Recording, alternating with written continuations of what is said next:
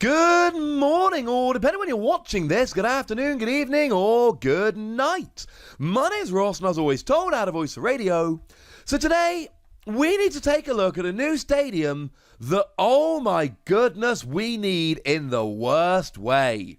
This is brilliant and wonderful, and I love it. You see, just earlier today, I uploaded my Houndoom video.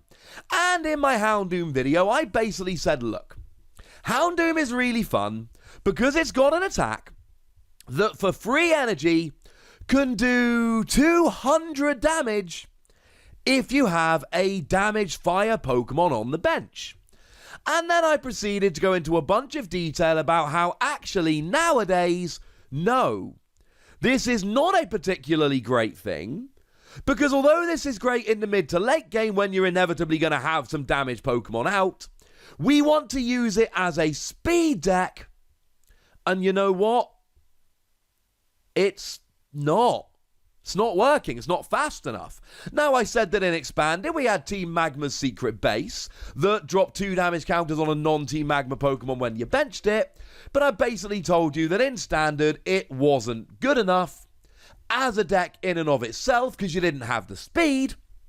But it absolutely was good enough as a tech in fire decks to do decent damage in the mid to late game. And I felt good about that analysis.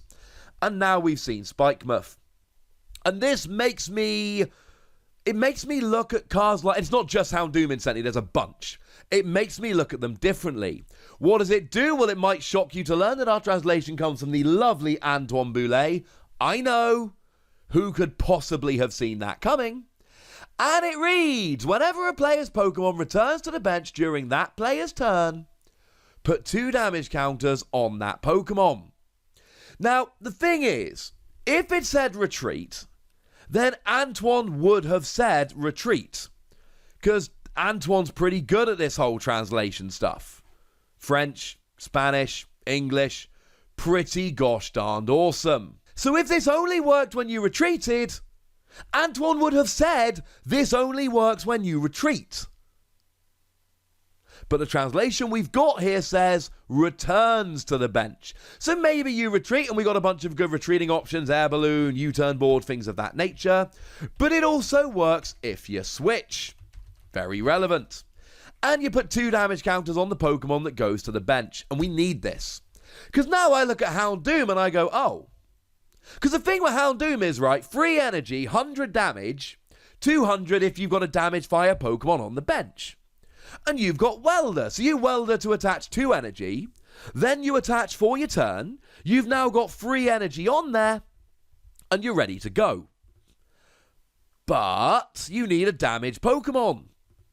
Well, if you don't start with Houndoom, just get whatever you did start without the active, and if you did start with Houndoom, put down another Houndoom and get whatever you did start with out the active. And then you're rolling. And all of a sudden, Houndoom is a turn 1 200 damage Pokemon. Do remember you're hitting weakness on Zacian V. That's a Pokemon you're probably going to want to get some cheeky KOs on. So now all of a sudden, Houndoom goes from, oh, it's quite a nice kind of mid to late game Pokemon when you've got some damaged Pokemon out anyway, and it turns into a, oh yeah, no, this can be a speed deck. I can now actually rock Houndoom as a speed deck, and that is beautiful. And then, of course, it's not just Houndoom. Now, I think if we're looking at the new set, if we're looking at Infinity Zone generally, yes, we've got to look at Houndoom and go, this is the use for it. Now, there is another coming in a not too distant future. I'm pretty excited about that one. But Houndoom, I cannot overstate how much better this makes Houndoom. Without this, Houndoom goes, right, you know what? I am good in the mid to late game. I'll come in, free energy, 200 damage. I basically turn into Tapu Koko V without the turn 1 smash option. But with this, you can legitimately, and you need a lot, right? You need the stadium, the welder, the free energy, etc. But then again, we've got cards like Giant Half to get the energy, and we got stuff like Dedenne and Crobat to draw cards. It's not exactly like we're hurting that much for consistency at the moment. And then you're just going turn 1, 200 damage. And if your opponent's got a Zacian out, you're like, ha ha ha, Although, to be fair, you could get Zacian with a Vitality Band. You don't need any damage bench Pokemon. My point is, this makes Houndoom way better. But there are others. Because, you see, remember that Stunfisk? I'm a fan of Stunfisk. I've always kept an eye on Stunfisk. And Stunfisk, for 2 colourless energy, bearing in mind now we've got Twin Energy, Stunfisk is a great candidate for Twin Energy. You do 30 damage for each of your Pokemon that has any damage counters on it. In theory, 6 Pokemon all with damage counters on, 180 damage. Boom! Go Stunfisk. The problem was we had to use it with Spiritomb, and Spiritomb could damage itself, but then you would only have 4 Spiritomb, etc, etc. It got kind of awkward. Now, if you've got enough switching and retreating options, you can just roll with this, and all of a sudden this becomes a way, way more consistent deck. And maybe it works and maybe it doesn't, but it's something you gotta bear in mind. Hey, you want another example? How about Tauros? Specifically the Tauros from Team Up. Now, it's a card a lot of people seem to have forgotten about. I assure you, I have not.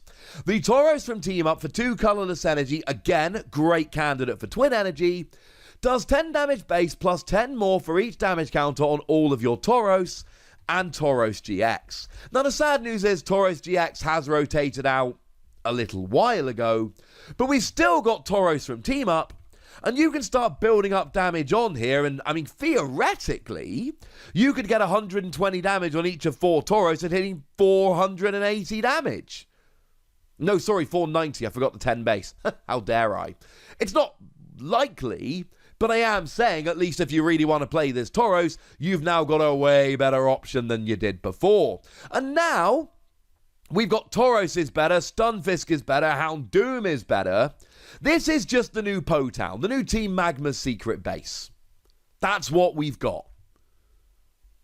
But, cool. To be honest with you, ladies and gentlemen, I'm alright with this. I'm really alright with this. We need a way to damage our own Pokemon.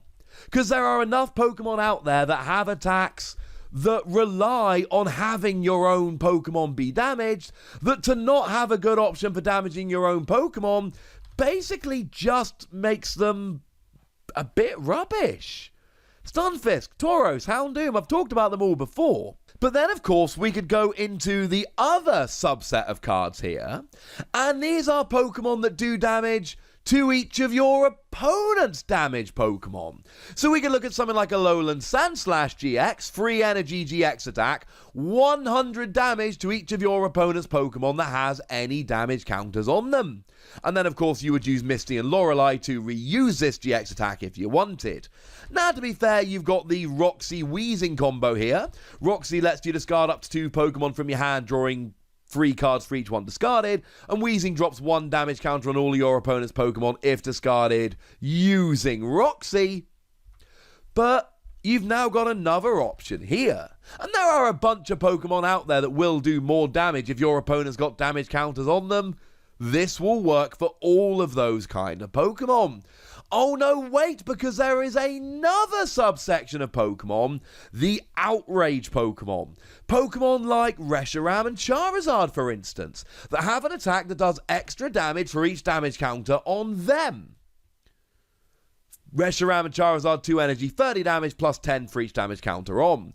So they will work. And now all of a sudden you've got the My Own Pokemon a damage Pokemon, the Your Pokemon a damage Pokemon, the I do extra damage for each damage counter on me Pokemon, and they are all gaining a huge advantage because of Spikemuth Stadium. And then, even if we ignore all of those subsets of Pokemon, and incidentally I don't think we should, but even if we ignore all of those, you're doing extra damage. You play this down, and if your opponent wants to switch their Pokemon, they take damage. Think about Jirachi. Jirachi is a Pokemon that wants to switch in and out of the active regularly. And incidentally, this is a great anti-Jirachi card. Now, Jirachi has 70 HP rather than 60, which is super relevant here, because it means 4 trips out of the active to be KO'd rather than 3. But if Jirachi switches out, it takes 2 damage counters.